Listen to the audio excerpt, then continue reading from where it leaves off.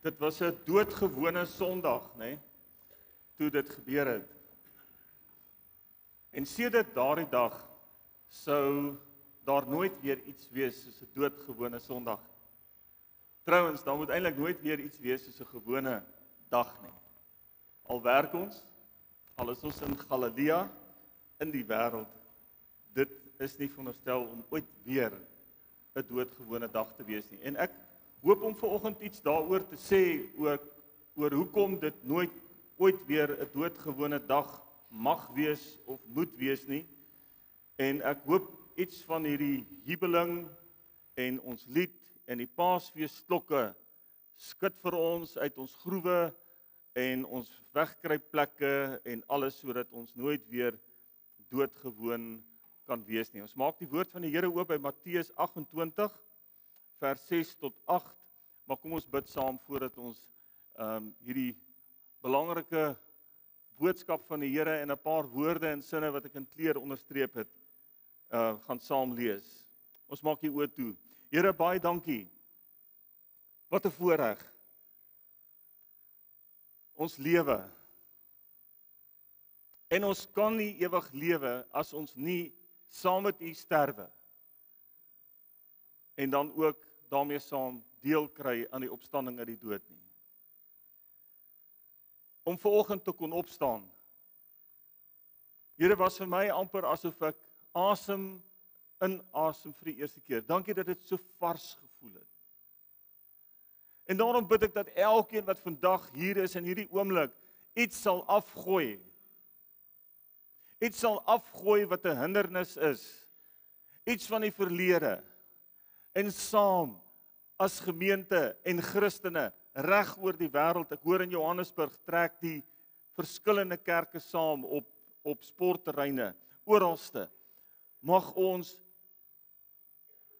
U asem en lewe inasem asof dit die heel eerste keer is. Vergewe ons, Here, as ons sukkel en struikel, maar mag ons vandag nooit ooit weer sien as sommer nog 'n doodgewone Sondag en nog 'n dag in my lewe nie. Seën elkeen van ons wat nou gaan luister en die Here kom doen deur U Gees meer as 'n mens se stem en 'n mens se ore. Amen.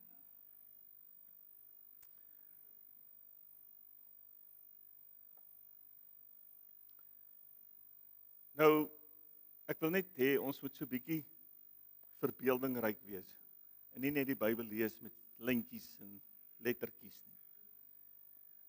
Uit die dood uit opgewek, kan jy jou indink? Hoeveel vrees, skok, verwarring en ek weet nie wat alles. Dink net, julle het my Vrydag begrawe en hier kom ek ingestap. Ons moet ons inleef hier. Daar's nie 'n manier dat my verstand dit kan verwerk en verklaar nie. En ek dank die Here vir 'n geloof wat ook nie net met my verstand te doen het. Dis wonderlik dat ek nie net op my verstand hoef staat te maak nie. Die meeste van die kere het my verstand my al in die steek gelaat. Maar dis God.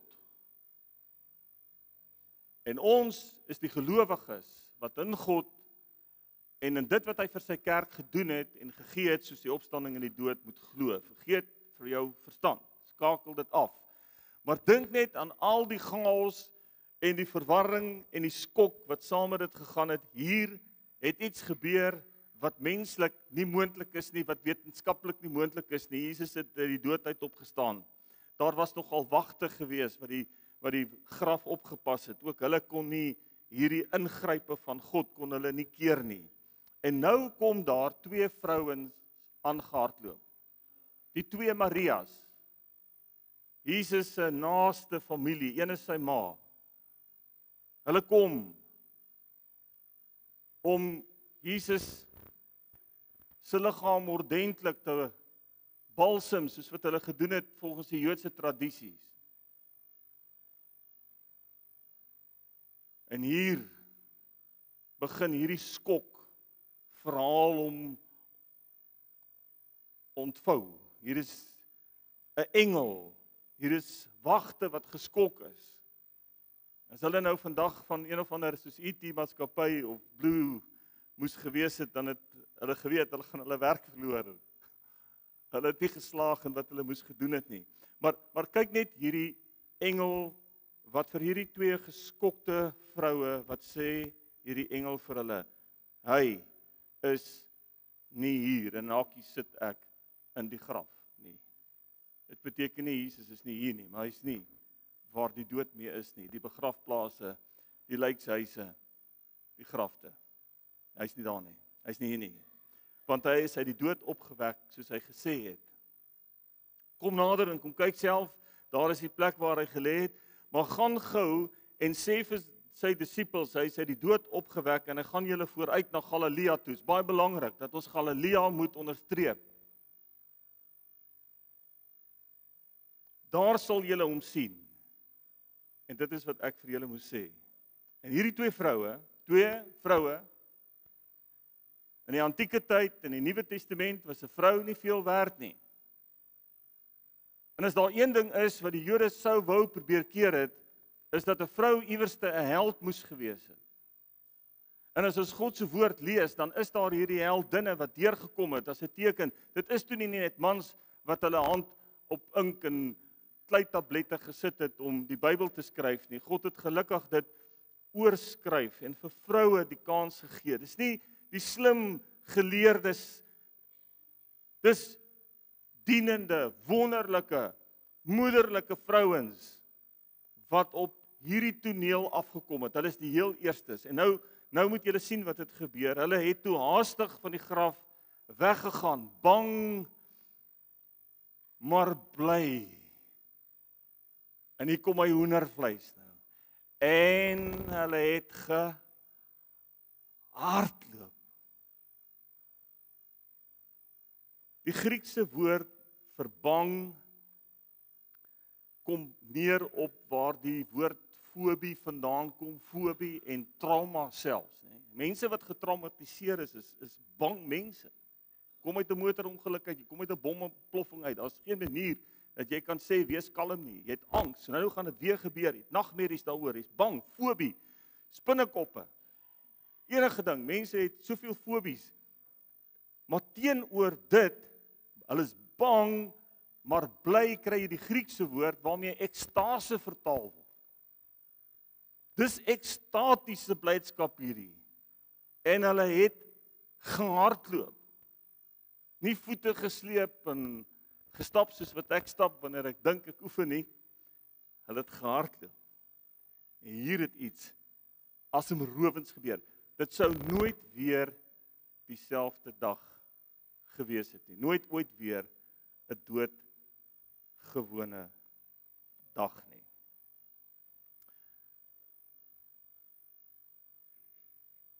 Dis die dag waarop ons jubel.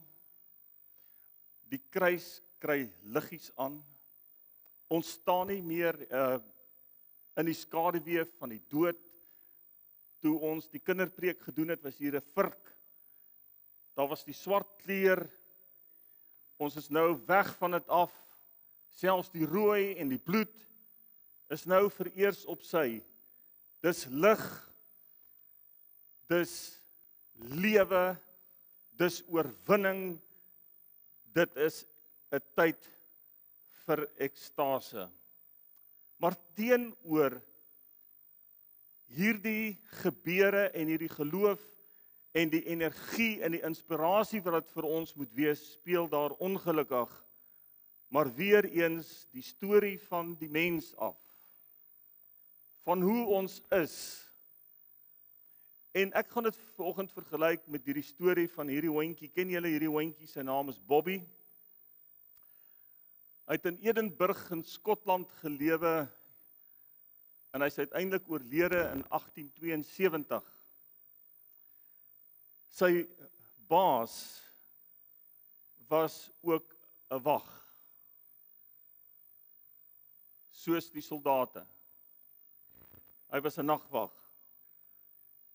En onder andere moes hy ook die begrafplaas, mooi begrafplaas in Edinburg, moes hy deur die nag oppas. En toe hy hom weer kyk, toe daar 'n hondjie wat hom uitgesniffel het. En die hondjie is toe oral agter hom aan en die hondjie het aan hom geheg geraak. Daar het 'n onafskeidbare band tussen hom en hierdie hondjie Bobby plaasgevind. Dis die hondjie se naam Bobby. En toe sterf John Gray. Hy was die man waaroor die storie gegaan het in die nagwag John Gray. Hy sterf toe. En Bobby het op sy graf gaan lê en wag vir 14 jaar. So aangrypend is die storie dat die burgemeester en die raad van Edinburg het toe nou later 'n standbeeldjie opgesit vir Bobby wat so getrou gewag het. En vanuit 'n diereliefhebber en uit 'n mense wat hou van troeteldiere oogpunt is dit natuurlik fantasties dat jy op sy standbeeld lees getrou tot na die dood. Maar eintlik is die storie geweldig tragies. Want John Gray was nie meer in daai graf nie. Ons kan net soos hierdie hondjie wees en ons kan selfs op die graf van Jesus en op 'n wonderlike dag soos hierdie jou geleenthede en jou roeping om wag. Ek wil vir julle so 'n bietjie 'n storie vertel uit my eie lewe uit oor wag. En daarna gaan ek 'n 11de gebod inbring. Jy mag nie wag nie. 'n hele paar jaar gelede, dit is nou al meer as 20 jaar gelede. En daai tyd het ek baie geoefen. Maar 'n dokter het my ingeroep nadat hy my bloedtoetse gesien het en vir my gesê het jy moet stadig met sekere goed. Cholesterol, hy slegte ene, het jou beet. Ek voel dit nie, ek kan dit nie sien nie, sodat dit my nie vreeslik geplan nie. En tipies aan 'n jong mens van hier in jou vroeë 30 jare, middel 30 jare, al wat ek gesien het is forever young. Ek sien tog nou nie kans vir hierdie simpel dieet nie. Hierdie diagnose en die herstel daarvan en die dissipline wat ek moet doen, kan maar wag. En toe gaan ek aan. En daar gebeur niks. En toe gaan ek eers aan. Onthou julle vir Sarel Seemons, Karel Kraai, Anna ou Sarel Seemons, hy het ons altyd gesê, en kos is my lewe. Hoe op aarde kan kos nou jou dood wees as dit so lekker is? Jy weet, kos is jou lewe en dit kan maar wag. Net na COVID, toe roep my liggaam, hier is fout. Ek beland in die hospitaal en daai cholesterol het nou amok gemaak. Ek oorleef dit en ek sit myself op 'n geweldige dieet. Dink nou net vandag aan alles wat sleg is. Dit word my dieet. Jy stap in Checkers en Pick n Pay, jy kyk daai rakke en daai bakkery so van op en af, daar's niks meer oor vir my om te eet nie. Maar ek is nou dankbaar oor my tweede kans, my liggaam het geroep, ek reageer en my dieet het raai bietjie hoe lank gehou. Presies 1 week. Toes ek weer Bobby die hondjie. Ek wag. Maar moenie vir my sê ek wag op my eie graf nie. Die lewe is lekker. Ek het dan nou medikasie gekry. Ja, en hierdie pille maak alles reg en skoon. Ons gaan net aan. En so gaan dit aan en dis 3 jaar later in die begin van hierdie jaar, hier vroeg in Januarie, het my liggaam nie meer gepraat nie, maar geskree. Nou wanneer jou liggaam skree, nê, dan doen hy dit met pyn. Dit maak nie saak wat ek doen nie, ek staan op met pyn, ek leef met pyn, daar is pyn in elke knekel, hoeveel elmboë het jy? Nou, is net 2, knie, enkel, alles.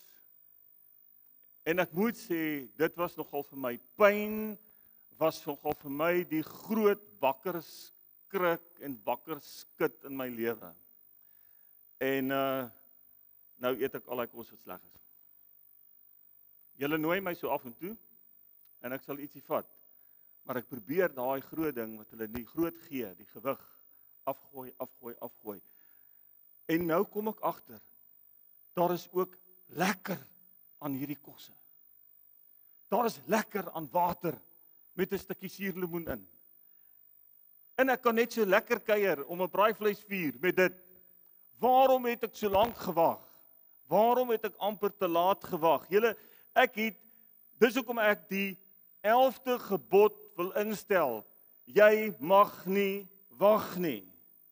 Want ons mors, Bobby, die hondjie, kon saam met ons honde in die see gespeel het. Soos wat ek en Ollie gaan doen het, Vrydag laat met die honde.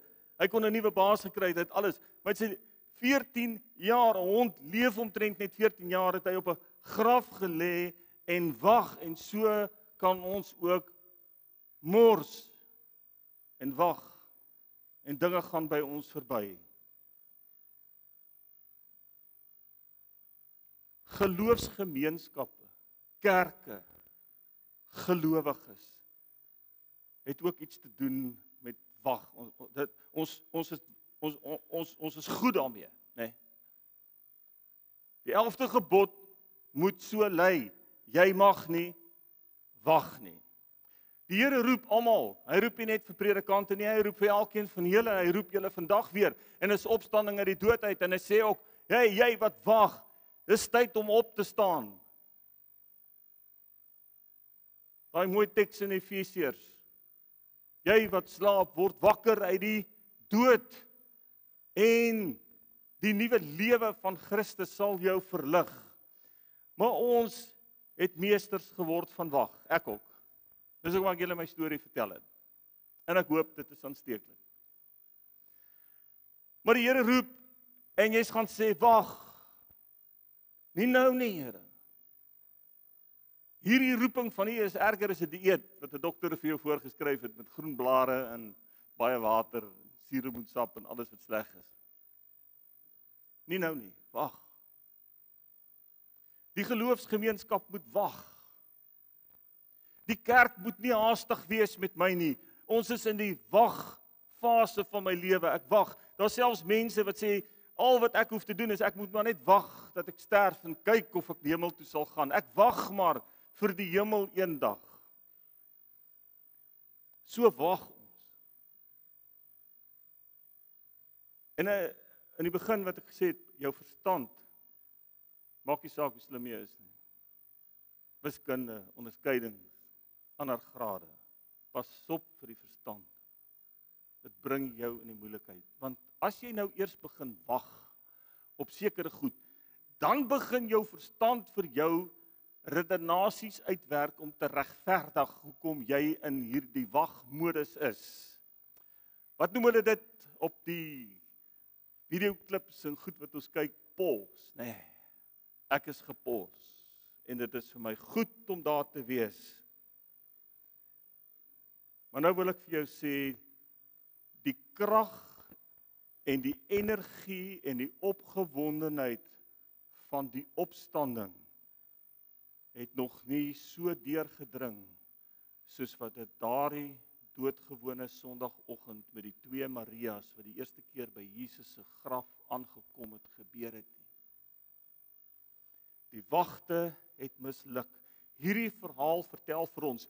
Bobby, die hond en almal wat wag en die wagte wat aangestel was by die groot klip wat Jesus se graf toegemaak het misluk. Almal van ons wat wag, misluk. Dank die Here dat ek 'n storie kan vertel deur te sê wat net my lyf aanbetref, het ek nou gehoor nadat my lyf eers moes begin skree het om te hoor, maar gelukkig kan ek nou iets daarin begin doen. Maar die res van ons moet hoor, hoe langer jy wag en God roep, hy wat opgestaan het en die Paasfeesklokke wat lui, hy roep en jy moet uit hierdie pause mode uitkom, want alle wag misluk in die koninkryk van God. Daar is nie wag nie. Dis die 11de gebod. Jy sal nie wag nie, of jy moet nie wag nie, of jy mag nie wag nie. Julle wag is 'n geweldige toestand waarin jy jouself later kan regverdig. Dit is hoe dit moet wees. Ek wag.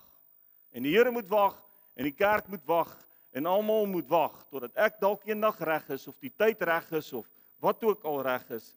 Maar kom, ons laat hierdie boodskap ons, soos Paulus in Efesiërs skryf, ons wat slaap skit uit daai modus van slaap, van middelmatigheid, dat ons kan wakker word. Julle, want hier is die wonderlikste goed wat met jou kan gebeur. En soos wat ek nou kan terugdink en julle, ek is pynvry soos ek hier staan. Dis die wonderlikste geskenk wat ek kan kry. En dink ek net aan myself, hoekom het jy dit nie jare gelede geluister nie? Hoekom moet jy altyd wag totdat dit te laat is? Wag totdat dit te laat is. Ons is onbeholpe, kwesbare, brose mense. En tussen kom ons mekaar nodig het, nie om mekaar te oordeel en klippe te gooi nie, maar eintlik soms 'n bietjie te lag ook en te sê, ek is so bang.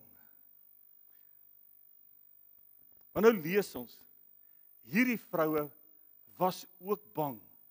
Die woorde fobie en trauma, maar bly, hulle ekstaties bly en hulle het gehardloop.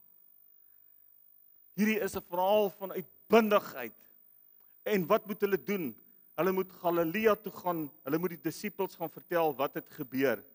Dis 'n uitbundige, wonderlike gebeure wat hier gebeur het. Hardloop, bang, maar bly.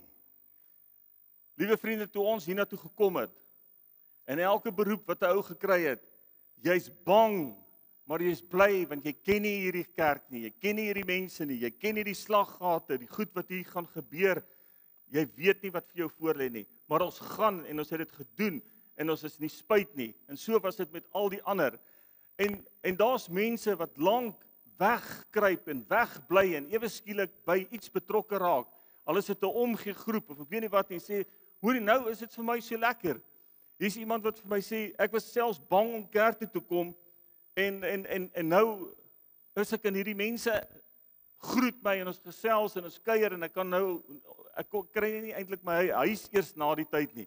Bang, maar bly, en hoe anderste, as jy vir die Here opstaan, en jy vir hom goed gaan doen, dat jy nie vervul kan wees, met 'n vreugde, en 'n blydskap, en 'n vervulling, en dan een van die goed wat 'n ou dan begin afskud, is natuurlik die groot gewig, die oorhel van die eie ek, en die goed waarmee ons besig is, om tyd op sy te maak, en vir iemand iets anders te gaan doen. Met ander woorde, wat ek vir julle vandag wil sê is, hierdie opstanding van Jesus gaan nie net oor om hemel toe te gaan hê.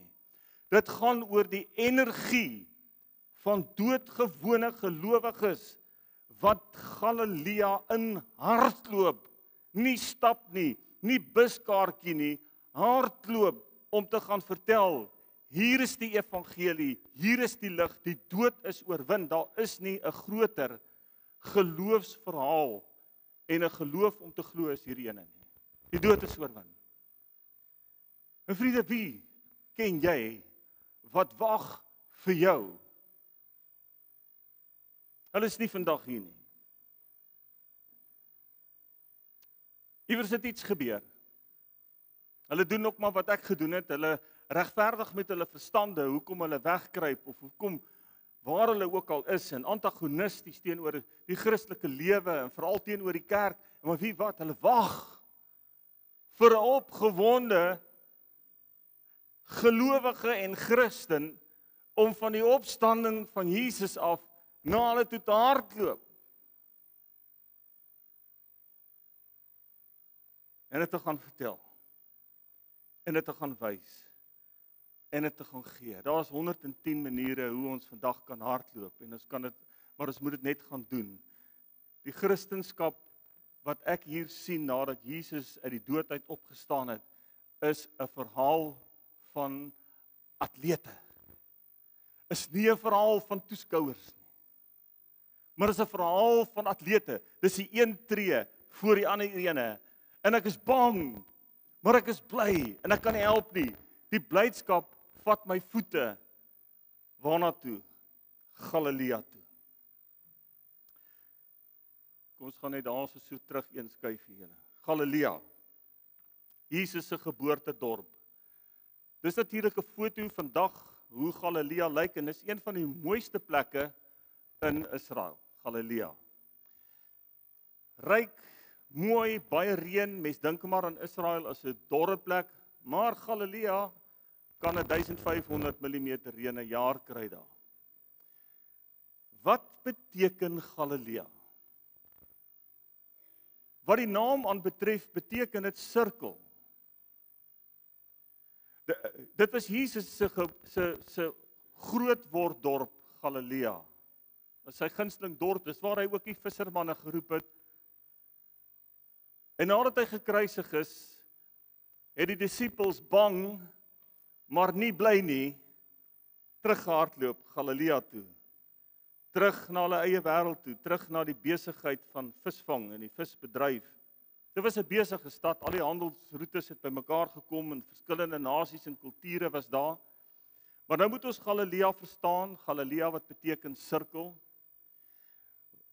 Die Jode wat hier oorgebly het, was die hardebaard Jode. Die ouens wat in isolasie wou wees, in hulle eie sirkel.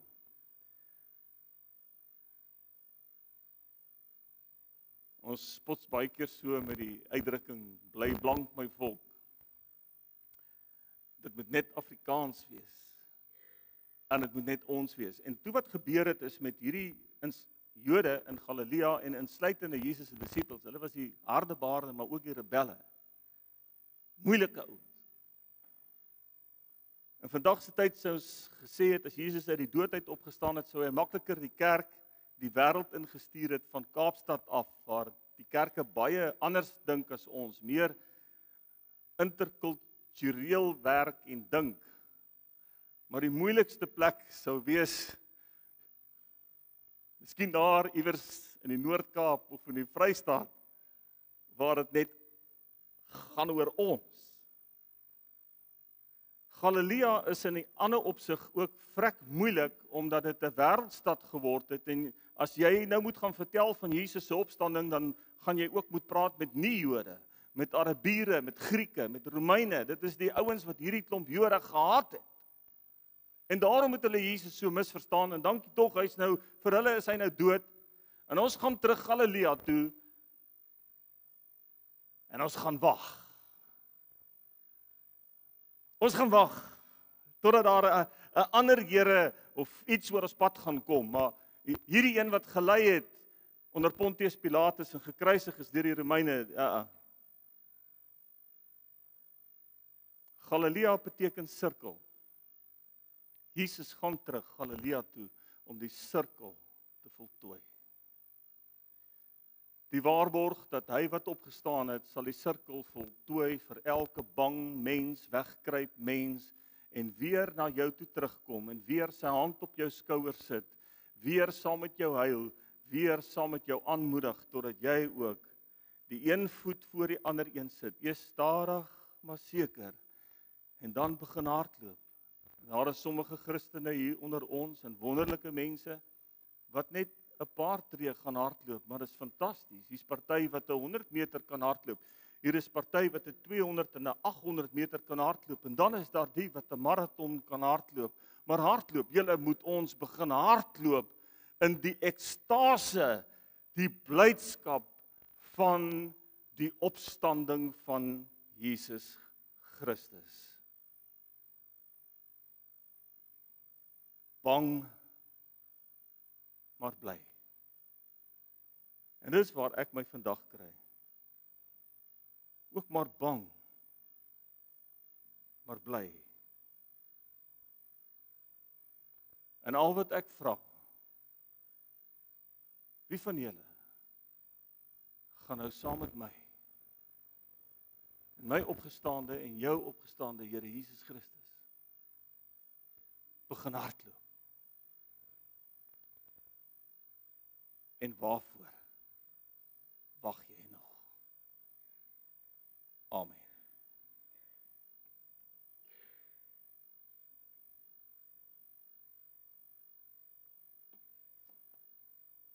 Ek wil hê ons moet opstaan. Vandag soos wat Jesus opgestaan het. En ons doen net 'n verkorte geloofsbelijdenis wat dan eindig. Dis vir Paasfees. Die eerste deel van ons geloofsbelijdenis gaan alles oor Paasfees, nê, gekruisig, gesterf het en op die derde dag weer opgestaan het uit die dood. As ons by daai gedeelte kom, opgestaan uit die dood, kan julle almal spontaan gaan sit en dan gaan ons luister na die Halleluja van Hendel. Dit is jubelend, ekstaties, oorwinnend, energie, 'n gebed vir almal wat saam met my wil hardloop. Kom ons doen hierdie wonderlike geloofsbelijdenis hardop saam.